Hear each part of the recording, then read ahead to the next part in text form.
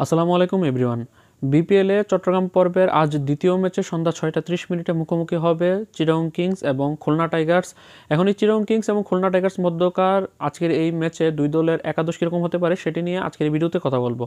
প্রথমে যদি চিটাগং কিংসকে নিয়ে কথা বলি, চিটাগং কিংস তারা প্রথম ম্যাচ হেরেছিল, তারপর টানা 3 ম্যাচ জয়লাভ করে 4 ম্যাচে 3 জয় নিয়ে 6 পয়েন্ট নিয়ে তারা পয়েন্ট টেবিলের দ্বিতীয় অবস্থানে আছে, খুব ভালো একটা অবস্থানে আছে। আর অন্যদিকে খুলনা টাইগার্সের কথা বললে, খুলনা টাইগার্স কিন্তু প্রথম 2টি ম্যাচ জয়লাভ করেছিল, তারপর টানা 3 ম্যাচ হেরে কিন্তু তারা ব্যাকফুটে চলে গিয়েছে। তারা পয়েন্ট টেবিলের 4 নম্বরে আছে 4 পয়েন্ট নিয়ে।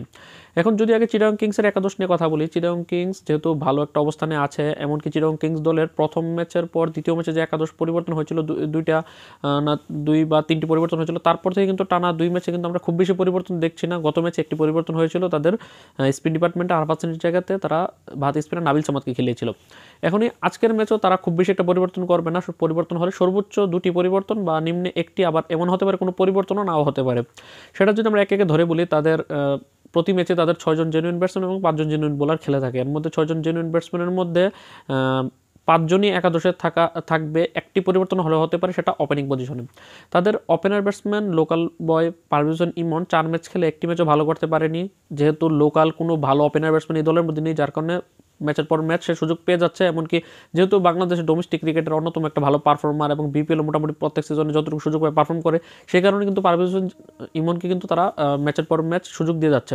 কিন্তু এমন হতে পারে যদি পারভেজ হোসেন ইমনকে তারা আজকে ড্রপ করে, সেক্ষেত্রে তাদের লোকাল ক্রিকেটারদের মধ্যে কোনো ওপেনার ব্যাটসম্যান না থাকার কারণে তাদের বিদেশি ক্রিকেটার দিয়ে ওপেনিং কোটা পূরণ করতে হবে। সেক্ষেত্রে তাদের দলের মধ্যে একটা কম্বিনেশনের একটা উলটপালট হয়ে যাবে, কারণ তাদের কাছে বিদেশি ক্রিকেটারের মধ্যে তো ভালো ওপেনার ব্যাটসম্যান আছে, 2জন ওপেনার ব্যাটসম্যান আছে, কিন্তু তাদেরকে আনতে হলে একটা বিদেশি ক্রিকেটার বাদ দিতে হবে, যেটা তারা এফোর্ড করতে পারবে না। সেই হিসাবে হয়তো পারভেজ হোসেন ইমন আজকের ম্যাচও টিকে যাবে ওপেনিংয়ে। তার ওপেনিং পার্টনার হিসেবে ওপেন করা ওসমান খান কিন্তু প্রথম ম্যাচটি ভালো না করতে পারলে কিন্তু টানা 3টি ম্যাচ দুর্দান্ত করেছে। সর্বশেষ 3 ম্যাচে 1 সেঞ্চুরি 250 করেছে, গত ম্যাচও 35 বলে 53 রান করেছে, সে তো থাকছেই। 3 নম্বর পজিশনের নামা English top order batsman Graham Clark কিন্তু 3টি ম্যাচ খেলেছে, 3 ম্যাচে দুর্দান্ত টাচের মধ্যে আছে। সর্বশেষ ম্যাচও 33 বলে 60 রান করেছে, সেও একাদশে টিকে যাবে। 4 নম্বর পজিশনে অধিনায়ক মোহাম্মদ মিথুনও টিকে যাচ্ছে, সর্বশেষ ম্যাচে 28 রান করেছিল। 5 নম্বর পজিশনে নামা Pakistani middle order batsman Haider Ali গত ম্যাচে দুর্দান্ত একটা কামব্যাক করেছে ব্যাটিংয়ে। এর আগের ম্যাচগুলোতে খুব একটা সুবিধা করতে পারেনি। গত ম্যাচে 18 বলে 42 রানের একটি অপরাজিত দুর্দান্ত ইনিংস খেলেছে, সেও টিকে যাচ্ছে। 6 নম্বর পজিশনে নামা শামীম হোসেন গত ম্যাচে ভালো করতে পারেনি, কিন্তু এর আগে 3 ম্যাচের মধ্যে 2টি ইনিংস কিন্তু ভালো ব্যাটিং করেছে।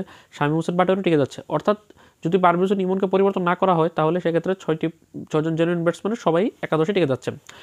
বোলিং ডিপার্টমেন্টে যে 5জন বলার রয়েছে, 3জন পেসার এবং 2জন স্পিনার। এর মধ্যে 3জন পেসারের মধ্যে 2টা লোকাল পেসার আছে, একজন হচ্ছে ডানাতি পেসার খালেদ আহমেদ, আরেকজন হচ্ছে বাহাতি পেসার শরীফুল ইসলাম। এর মধ্যে বাহাতি পেসার শরীফুল ইসলাম খুব একটা সুবিধা করতে পারছে না এবার বিপিএলে। গত ম্যাচও 4 ওভারে 34 রান দিয়ে মাত্র একটি উইকেট শিকার করেছে। তারপর দলের মেইন বলার হিসেবে সে টিকে যাবে।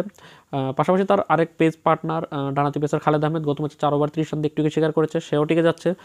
বিদেশি পেসার মোহাম্মদ ওয়াসিম জুনিয়র প্রথম 3টি ম্যাচে খুব একটা সুবিধা করতে পারেনি। একটি ম্যাচে ভালো বোলিং করেছিল 3 ম্যাচের মধ্যে, কিন্তু 3 নম্বর ম্যাচে কিন্তু এক্সপেন্সিভ বোলিং করেছিল, কিন্তু যার কারণে কিন্তু আমি গত ভিডিওতে তাদের ম্যাচের আগে বলেছিলাম যে তাদের যে বিদেশি আরেক পেস বোলার শ্রীলঙ্কান বিনোদ ফার্নান্দো এসেছে, তাকে তারা একাদশে আনতে পারে ওয়াসিম জুনিয়রকে বসিয়ে, কিন্তু তারা ওয়াসিম জুনিয়রের উপর আস্থা রেখেছে টিম ম্যানেজমেন্ট, তাকে আরও একটি সুযোগ দিয়েছে এবং ওয়াসিম জুনিয়র সেটির প্রতিদান দিয়েছে। গত ম্যাচে 4 ওভারে 25 রান দিয়ে 3টি উইকেট শিকার করেছে, তার মানে ওয়াসিম জুনিয়র একাদশে টিকে যাচ্ছে। লোকাল যে 2জন স্পিনার আছে এই দলের মধ্যে, একদম 10 এবং 11 নম্বর পজিশনের 2জন প্লেয়ার আলিস আল ইসলাম এবং নাবিল সামাদ। এর মধ্যে আলিস আল ইসলাম এই দলের মেইন বোলার, 4 ম্যাচ খেলে 8টি উইকেট শিকার করেছে। প্রতি ম্যাচে ইকোনমিক্যাল বোলিং করেছে, যদিও গত ম্যাচে ইকোনমিক্যাল যে তার যে একটা ধারাবাহিকতা ছিল সেটা ধরে রাখতে পারেনি, 36 রান দিয়েছে কিন্তু 2টি উইকেট শিকার করেছে, সেও কনফার্ম একাদশে থাকছে। তারা আরাফাত সানির পরিবর্তে গত ম্যাচে খেলিয়েছিল নাবিল সামাদকে, কিন্তু সে খুব এক্সপেন্সিভ বোলিং করেছে, 2 ওভারে 25 রান দিয়ে একটি উইকেট শিকার করেছে। এখন যদি তারা আরও একটি সুযোগ দিতে চায়, কারণ মাত্র 1 ম্যাচ খেলেছে, তাহলে তারা নাবিল সামাদ একাদশে টিকে যাবে। আর যদি তারা নাবিল সামাদকে পরিবর্তন করতে চায়, সেক্ষেত্রে তাদের কাছে 2টা স্পিন অপশন আছে। একটা হচ্ছে বাহাতি স্পিনার আরাফাত সানিকে আবারও একাদশে ফিরিয়ে আনা, অথবা তারা ডানাতি off spinner young spin bowling allrounder Sheikh Parvez জীবনকে তারা একাদশে আনতে পারে, অথবা তারা চাইলে পেস বোলার মারুফ মৃদাকেও কিন্তু চাইলে সুযোগ দিয়ে দেখতে পারে। তবে আমার কাছে মনে হয় নাবিল সামাদকে তারা আরও একটি সুযোগ দিবে, সেক্ষেত্রে তাদের একাদশে কোনো পরিবর্তন না হওয়ার সম্ভাবনাই বেশি। তারপর আমরা যদি চলে যাই আরেক দল খুলনা টাইগার্সের দিকে, খুলনা টাইগার্স প্রথম 2টি ম্যাচ জয়লাভ করেছিল, তারপর টানা 3টিতে হেরে কিন্তু তারা খুব বাজে অবস্থানে আছে। সর্বশেষ ম্যাচে রংপুর রাইডার্সের বিপক্ষে একদম জিতা ম্যাচ তারা হেরে গিয়েছে, 8 রানের ব্যবধানে ম্যাচটি হেরেছে তারা। এখনই গত ম্যাচ হারার পরে কিন্তু খুলনা টাইগার্সের আসলে অনেক ব্যাকফুটে চলে গেছে। তারা গত ম্যাচটা এক্সপেক্ট করেছিল জয়লাভ করবে, যেটা আমরা ম্যাচের শেষ প্রান্তে আমরা রংপুরের উইনিং মোমেন্টে কিন্তু আমরা দেখেছি মেহেদী হাসান মিরাজের মধ্যে একটি অনেক ক্ষোভ ছিল যে আজকে ম্যাচটি কিন্তু তাদের ওই দিন জেতার কথা ছিল, যেটা তাদের ব্যাটসম্যানদের ব্যর্থতার কারণে তারা হেরে গিয়েছে। খুলনা টাইগার্সের একাদশে 2 থেকে 3টি পরিবর্তন হতে পারে। এর মধ্যে একটা লোকাল ব্যাটার পরিবর্তন হয়, একজন ক্রিকেটার আসতে পারে, আর 2টা বিদেশি ক্রিকেটার পরিবর্তন হতে পারে। তাদের দলে তারা 7 জন জেনুইন ব্যাটসম্যান এবং 6 জন জেনুইন বলার নিয়ে খেলে, অর্থাৎ 4 জন জেনুইন বলার সাথে 2 জন অলরাউন্ডার রয়েছে দলের মধ্যে। এর মধ্যে যদি আমরা ওপেনিং দিয়ে শুরু করি, তাদের opening main batsman Naim Sheikh কিন্তু প্রথম 4 ম্যাচ ভালো করতে পারেনি। গত ম্যাচে ভালো একটা নক খেলেছে, 41 বলে 58 রান করেছে, সে তো একাদশে টিকছেই। তার ওপেনিং পার্টনার হিসেবে কিন্তু বারবার ওপেনিংয়ে পার্টনার পরিবর্তন করা হয়, কিন্তু কেউই এসে পারফর্ম করতে পারেনি। সর্বশেষ ম্যাচে 2 ম্যাচে দারুস রাসুলি খেলেছে, 2 ম্যাচে মাত্র 32 রান করেছে। তার বাদ পড়ার সম্ভাবনা রয়েছে, এবং সে বাদ পড়লে তার জন্য ব্যাকআপ হিসেবে তারা একজন English top order opener batsman Dominic Peter শিবলিকে দলে ভিড়িয়েছে, যে গতকালকে প্র্যাকটিস করেছে এবং যতটুকু বোঝা গেছে সে একাদশে খেলতে পারে। সেক্ষেত্রে দারুস রাসুলিকে বসিয়ে তারা ডমিনিক পিটার শিবলিকে একাদশে নিয়ে আসবে। ইংলিশ এই ব্যাটার কিন্তু রিসেন্টলি সর্বশেষ ভাইটালিটি ব্লাস্টে ইংল্যান্ডে 2024 সালে কিন্তু 11 ম্যাচ খেলে 269 রান করেছে, 26 এভারেজ এবং 133 স্ট্রাইক রেটে। সে যেহেতু একজন ওপেনার ব্যাটসম্যান, তারা নাইম শেখের সাথে ওপেনিং করে দিতে পারে দারুস রাসুলের পরিবর্তে এই ডমিনিক পিটার শিবলিকে। 3 নম্বর পজিশনে গত ম্যাচে খেলেছিল অধিনায়ক মিরাজ। সে প্রথম 4 ম্যাচে ভালো ব্যাটিং করতে না পারলেও কিন্তু গত ম্যাচে 24 বলে 39 রানের একটা ইনিংস খেলেছে, বল হাতে মাত্র একবার বল করেছিল। তাছাড়া অধিনায়ক মিরাজ তো থাকছেই। 4 নম্বর পজিশনে আফিফ হোসেন খেলেছিল। এর আগের ম্যাচে আফিফ হোসেন ড্রপ হয়েছিল, কিন্তু গত ম্যাচে ভালো একটা নক খেলেছে, 15 বলে 29 রানের, সে একাদশে টিকে যাবে। 5 নম্বর পজিশনে খেলেছিল মাহিদুল ইসলাম অঙ্কন, তাদের দলের উইকেট কিপার ব্যাটসম্যান, যে প্রথম ম্যাচে 22 বলে 59 রানের একটা দুর্দান্ত ইনিংস খেলেছিল। তারপর বাকি পরের 4 ম্যাচে আসলে খুব একটা সুবিধা করতে পারছে না, কিন্তু যেহেতু এই দলের মেইন উইকেট কিপার ব্যাটসম্যান, সে একাদশে থাকবে। 6 এবং 7 নম্বর পজিশনে গত ম্যাচে খেলেছিল অলরাউন্ডার নওয়াজ এবং ইমরুল কায়েস। এর মধ্যে নওয়াজ তাদের বিদেশি ক্রিকেটার, সে একাদশে কনফার্ম থাকছে, যদিও গত ম্যাচে ভালো ব্যাটিং করতে পারেনি, কিন্তু বল হাতে উইকেট শিকার না করলেও 3 ওভারে মাত্র 17 রান দিয়েছে।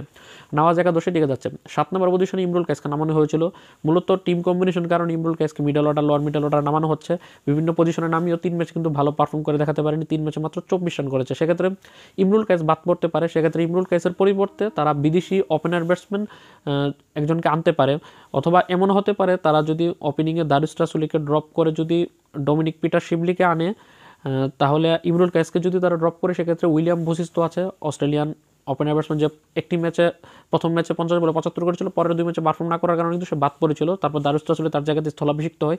এখন যদি তারা চায় যে ইমরুল কায়েসকে বাদ দিবে, দারুস রাসুলিকে বাদ দিবে, সেক্ষেত্রে ডমিনিক পিটার শিবলি এবং আরেকজন উইলিয়াম বশিষ্ঠ একাদশে চলে আসবে। আর যদি তারা চিন্তা করে যে তারা দারুস রাসুলিকে সুযোগ দিবে আরেকটা ইমরুল কায়েসের পরিবর্তে ডমিনিক পিটার শিবলিকে আনবে, সেক্ষেত্রে ওপেনিংয়ে ডমিনিক পিটার শিবলি চলে যাবে, আর দারুস রাসুলিকে তারা 4 নম্বর পজিশনে নিয়ে আসবে। সেক্ষেত্রে আফিফ হোসেনের এক ধাপ নেমে 5-এ চলে আসতে পারে। তবে ডমিনিক পিটার শিবলি একাদশে আসার সম্ভাবনা প্রায় নিশ্চিত, কারণ এই দারুস রাসুলি অথবা ইমরুল কায়েস দুজন একজন তো বাদ পড়বে। তারপর 8 থেকে 11 4জন যে জেনুইন বোলার রয়েছে, এর মধ্যে 3জন পেস বোলার রয়েছে, হাসান মাহমুদ, আবু হায়দার রনি, এবং আরেকজন হচ্ছে সালমান ইরশাদ, এবং একজন স্পিনার রয়েছে নাসুম আহমেদ। এর মধ্যে সর্বশেষ ম্যাচে কিন্তু সবগুলো বোলারই কিন্তু বেধরক পিটুনি খেয়েছে রংপুর রাইডার্সের ব্যাটারদের। এর মধ্যে যেটার প্রমাণ হচ্ছে হাসান মাহমুদ 4 ওভার 38 রান দিয়ে 2 উইকেট শিকার করেছে, সেও কনফার্ম একাদশে থাকবে। এই দলের মেইন বোলার যদিও পারফর্ম করতে পারছে না মেইন বোলার হিসেবে। আবু হায়দার রনি গত ম্যাচ এক্সপেন্সিভ ছিল, 4 ওভার 37 রান দিয়ে 2 উইকেট শিকার করেছে, সেও টিকে যাবে। তাদের পাকিস্তানি পেসার সালমান ইরশাদ গত ম্যাচে 4 ওভারে 40 রান দিয়েছে, কোনো উইকেট শিকার করতে পারেনি। এর আগে এক ম্যাচ আগে ড্রপ ছিল, ড্রপের আগের ম্যাচে 4 ওভারে 38 রান দিয়েছিল। সে এখন পর্যন্ত 2টি ম্যাচ খেলেছে, 2 ম্যাচে 8 ওভার বল করে 78 রান দিয়েছে, কোনো উইকেট শিকার করতে পারেনি, সে কনফার্ম বাদ পড়ছে। তার জায়গাতে লোকাল পেসার রুবেল হোসেন একাদশে আসতে পারে, যেটা গতকালকে খুলনা টাইগার্সের প্র্যাকটিস দেখে বোঝা গিয়েছে যে রুবেল হোসেনের একাদশে আসার সম্ভাবনা আছে। সেক্ষেত্রে হয়তোবা সালমান ইরশাদকে তারা বসে আনতে পারে, কারণ এই দলের মধ্যে যেহেতু তারা 3 জন বিদেশি ক্রিকেটার আগের ম্যাচে খেলিয়েছিল এবং লাস্ট কয়েক ম্যাচ যাবত 3 জন বিদেশি খেলাচ্ছে, তারা যদি চাই যে উপরে তারা দারুস রাসুলকে খেলাবে, তারপর উইলিয়াম বশিষ্ঠ, মোহাম্মদ নওয়াজ 3 জন বিদেশিকে খেলাবে, সেক্ষেত্রে তারা এই আরেকজন সালমান ইরশাদকে বসিয়ে তারা চাইলে রুবেল হোসেনকে আনতে পারে। অথবা তারা যদি উপরে এরকম হয় যে তারা দারুস রাসুলের পরিবর্তে ডমিনিক পিটার শিবলিকে আনলো এবং নওয়াজ খেললো, 2 জন বিদেশি এখানে তারা চাইলে সালমান ইরশাদের পরিবর্তে আরেকজন যে পেসার আছে তাদের লোকাল বিদেশি পেসার ওয়েস্ট ইন্ডিজের ওশান থমাস, যাকে প্রথম ম্যাচ খেলানোর পর বাদ দিয়ে দিয়েছিল 1 ওভারে 3-4 নোবল করার জন্য, তাকে তারা আবারও পুনরায় একাদশে আনতে পারে, যেহেতু সালমান ইরশাদ পারফর্ম করতে পারছে না। আর সবশেষ বাঁহাতি স্পিনার নাসুম আহমেদের কথা বলে, নাসুম আহমেদ খুব একটা সুবিধা করতে পারছে না। গত ম্যাচে 4 ওভার 43 রান থেকে কোনো উইকেট শিকার করতে পারেনি। তবে নাসুম আহমেদ এই দলের মেইন স্পিনার, সেও একাদশে টিকে যাবে। তার মানে শেষ পর্যন্ত যেটা মনে হচ্ছে, যদি 2 থেকে 3টি পরিবর্তন হয় তাহলে ওপেনিংয়ে দারুস রাসুলি বাদ পড়লে তার জায়গাতে ডমিনিক পিটার শিবলি আসবে, অথবা যদি দারুস রাসুলি টিকে যায় সেক্ষেত্রে ইমরুল কায়েসের জায়গাতে ডমিনিক পিটার শিবলি আসবে। অর্থাৎ এই দারুস রাসুলি এবং ইমরুল কায়েস দুজনের একজন কনফার্ম বাদ পড়ছে, তার জায়গাতে ডমিনিক পিটার শিবলি আসবে। আর যদি দুজন বাদ পড়ে সেক্ষেত্রে উইলিয়াম পজিস্তো এবং ডমিনিক পিটার শিবলি দুজন আসছে। আর লোয়ার মিডল অর্ডারে সালমান ইরশাদ বাদ পড়বে, তার জায়গাতে হয়তো ওশান থমাস অথবা রুবেল হোসেন, এই দুজনের একজন একাদশে চলে আসবে। তো মোটামুটি এরকমই পরিবর্তন হতে যাচ্ছে এই খুলনা টাইগার্স দলে। 2 থেকে 3টি পরিবর্তন হবে। আর চিটাগং কিংসের দলের মধ্যে পরিবর্তন না হওয়ার সম্ভাবনা বেশি, যদি হয়ও সর্বোচ্চ 1টি থেকে 2টি পরিবর্তন হতে পারে। তবে সর্বোচ্চ বেশি হলে 1টি, আমার কাছে মনে হচ্ছে 1টি পরিবর্তন বেশি তাদের দলে হবে বলে মনে হচ্ছে না। আপনাদের কাছে কি মনে হয় যে কয়টি পরিবর্তন হতে পারে এই 2 দলের একাদশে, এবং আজকের এই ম্যাচে এই 2 দলের মধ্যে কোন দল জয়লাভ করবে সেটি অবশ্যই কমেন্ট করে জানাবেন। খুলনা টাইগার্সের তো যদি এই প্লে অফ বা সেমিফাইনাল যেটাই বলেন না কেন সেটার রেসে যদি ফিরে আসতে হয় তাহলে অবশ্যই আজকের ম্যাচে জয়লাভের কোনো বিকল্প তাদের কাছে নেই। চিটাগং কিংস তাদের উইনিং ধারা বা জয়ের ধারা যদি ধারাবাহিকভাবে রাখতে চায় সেক্ষেত্রে আজকের ম্যাচটা তাদের জয়ের কোনো বিকল্প নেই। আজকে চিটাগং কিংস তারা হিউজ পরিমাণ চট্টগ্রামের দর্শকদের উপস্থিতিতে আজকের ম্যাচটি খেলবে, তাই তাদের একটা আলাদা অ্যাডভান্টেজ আছে, একটা হোম ক্রাউড তারা পাবে। তো দেখা যাক শেষ পর্যন্ত কী হয়। তো ভালো কিছুর প্রত্যাশা রেখে 2 দলকে শুভকামনা জানিয়ে আজকের ভিডিওটা এখানে শেষ করছি। আল্লাহ হাফেজ।